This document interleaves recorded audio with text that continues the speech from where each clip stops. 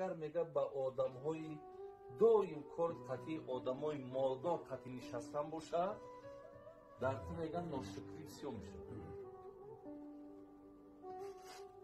اگر با آدم های فقیر میگه بشینی بسیار در تو شکرگزاری نعمت پیدا میشه.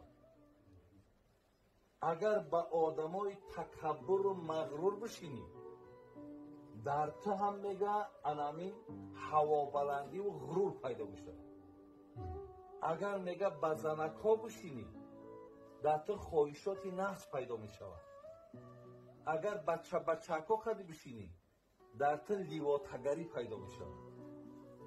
اگر با آدم فاسق بشینی، فاسق یک کسی که گناه را آشکارا میکنه، در تو میگه انامون جرأتی گناه کردن پیدا میشه.